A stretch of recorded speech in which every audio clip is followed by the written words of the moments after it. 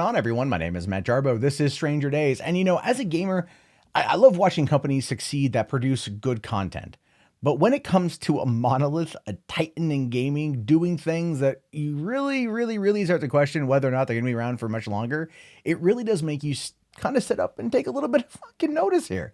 And that's what we're seeing coming out of Blizzard. They have just had a bad time recently, and this new article, this new report that's coming out is legitimately making me concerned for one of my longest friends, my oldest friends who works there, loves his job, and I'm afraid he's going to lose it after he kind of invested everything into it, I feel like.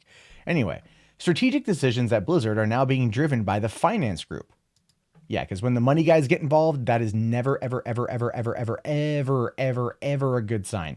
When the money guys get involved, it's going to be like Bob and Bob from Office Space, and they're looking for ways to basically trim the fat. And it appears that Blizzard might have, well, grown a little bit rotund in the past decade and a half or so, and we might be seeing a lot of that being trimmed. It says here that a new report published last night at Kotaku expanded upon previous claims from inside sources that Blizzard had been cutting development costs. As it turns out, this has been a company-wide policy for the entire year, particularly given after a speech by the new chief financial officer, Amrita Ahuja, who joined Blizzard in March 2018 after many years at Activision, reportedly told every team member to reduce spending. Furthermore, several former and current Blizzard employees anonymously told Kotaku that the finance group is now leading strategic decisions for the first time in the company's history. There's always been a concern that Activision was going to come in and take over Blizzard, right? When they merged together years ago, it's Activision Blizzard, and they were kind of the same but separate, right? Separate but equal kind of played in there. And there's always been concerns about that. And it does appear now that Activision is very much going to come on in and just start chopping away at Blizzard, which, look, let's be realistic here. When you think of Blizzard, you generally think of success. When you think of Activision, you generally think of Call of Duty, which then you have varied levels of success. So ultimately, what that means to me, at least, is that like you don't really want to mess with a company that's making you a lot of money. This isn't like EA and BioWare where they've had a couple big failures. Blizzard, outside of the Diablo Immortal situation, has kind of been okay for the most part. Again, but recently this year, things have gotten a lot worse. Now, it goes on to say here that over the course of the last year, Blizzard has been very actively trying to find creative ways to cut costs that won't draw negative press attention. Yeah, you never want to have that, right? Because again, that signals that that something is happening that's bad, and then all the speculative articles come out, and that only makes it worse because it then plays up on fears of something going away, or it appeals to emotion rather than logic, and then it's just that the narrative isn't corrected. It just goes everywhere, and it's never good for anyone. Yeah, it's really true. It says the speech from Amrita about cutting costs, that wasn't a one-time thing. We're told to cut costs on a monthly basis. Finance in general in Blizzard is one of the invisible functions that's there, but it doesn't have a say. Now they're suddenly in meetings. A lot of decisions are being driven by business folk, marketing, and finance folks. There's a real struggle now between developers and the business people. Strategic decisions are being driven by the finance group. Blizzard is in a special place. A lot of people are worried about the future of Blizzard. If the Activision method seeps in more, what's that going to become? Well, let's be fair here. Activision took a bit of a bath on Destiny. It did. It did.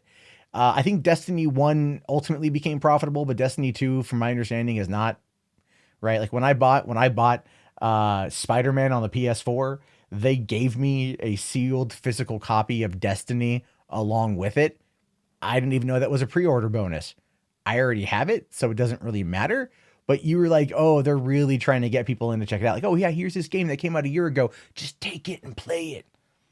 And if those guys move their way into Blizzard, which has always been successful, yeah, it makes some sense. And again, there's been a lot of executive shakeups. There's been a lot of problems that have gone with it.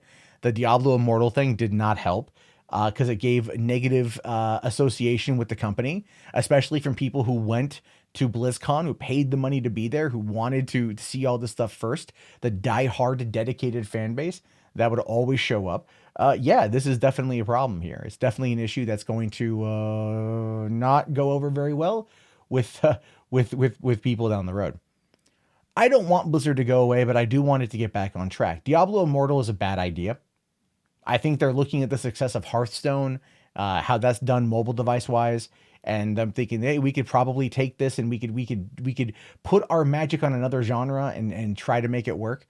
To which case, I would just direct them to take a look at the Elder Scrolls Blades and how that whole thing kind of fared out. Like, people didn't want that. People don't want certain types of games in a certain type of mode on a certain type of device. If you were able to make it to where Diablo Immortal wasn't what appears to be a microtransaction based game, fans might be more interested. Or if you port it to PC, you'll get a lot more people playing it because people on PC would want it. This is where your fan base is. Your fan base is on PC. I understand that you're wanting to sit there and get to those fans that are going to be, jonesing for a little Diablo on the side. They're going to be at work taking their mid-morning shit and going like, I could play a couple levels of Diablo Immortal right now so I get home and play more Diablo 3. How about you just make Diablo 4? Which apparently was rumored, but didn't get an announcement there because they wanted to push Diablo Immortal. That's a bit of a bad move. You announced Diablo 4, and you slowly announced Diablo Immortal. Go from there. But then this has caused enough of a stir, I think, to where Activision's had to step in. And I think Activision is stepping in because there's controversy, and because even their company right now, I don't think is doing very well. Now, I don't have the answers to everything. This is all just my theory and my opinion, my speculation. So I just want to make that abundantly clear. But that's where I feel things are at. And until I see more info, it could be, I kind of feel that's more accurate than not. Anyway, I leave it to you. What are your thoughts on this one? Do you feel that Activision is, just coming in to gut Blizzard? There's another report that said that they're paying people to leave, that they are literally so desperate to reduce costs in the long run that they are paying employees to leave. And that does feel like they are getting ready for a straight up aggressive takeover of, well, technically their own company, but it's not going to have good press. Everyone's going to be talking about it. And when it comes to brand name recognition, Blizzard, even in its current state, still more beloved than Activision. Really is. Although I do kind of expect at this point, like one of the Call of Duty developers to work on a Diablo-based first-person shooter that's going to be similar to Overwatch. Oh, no way. They're the same company. Never mind. That joke fell flat. Anyway, my name is Matt Jarbo. This has been Stranger Days. Leave your comments below. Thumbs it up if you like. Subscribe if you're new. I'll talk to you guys later. Have yourself a great day, and peace out.